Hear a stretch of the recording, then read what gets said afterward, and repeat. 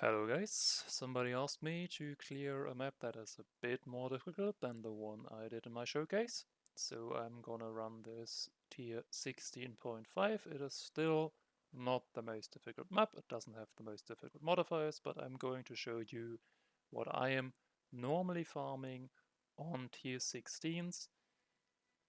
I have to be honest with this build, I'm just normally farming white tier 16s because map effect or anything doesn't do anything for my strategy. I'm just farming essences to corrupt them for high essences because those are worth a lot of money right now. And I farm betrayal, so none of these mechanics do anything. So as you can see, normally I just farm white city square maps. But to show you, I'm gonna do this 16.5 and we'll see how it goes. I'm not going to do a tier 17. I tried a couple of tier 17s with this character. You can finish them, but you will most likely die. I'm going to talk a bit about some upgrade options after this map, so that you can make your character actually viable for tier 17s. But first, let's try this map.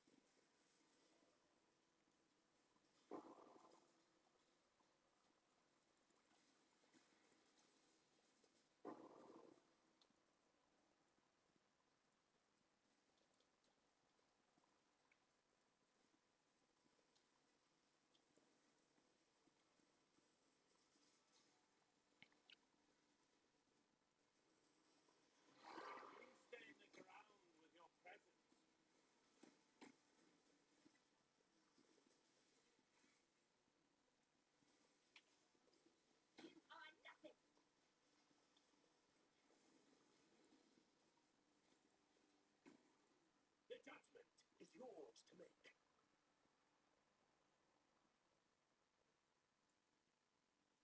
Your valor is his to measure. I innocent. The code is clear. It is forfeit.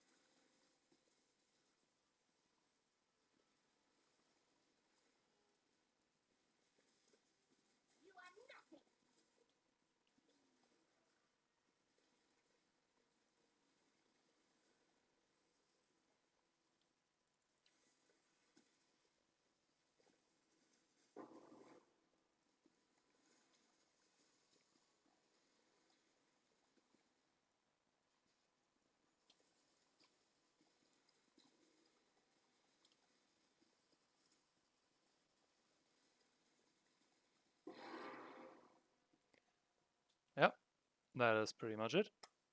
You can do these maps decently easily if you don't roll them too hard. This is not a build that does like 80% deli on a tier 16.5 with like risk scarabs, 8 mod corrupted. It isn't really worth it for me farming wise to choose maps with the strategy I'm going for. But yeah, you can do it. I wouldn't recommend tier 17s on this build until you upgraded it. To go about a couple upgrade paths.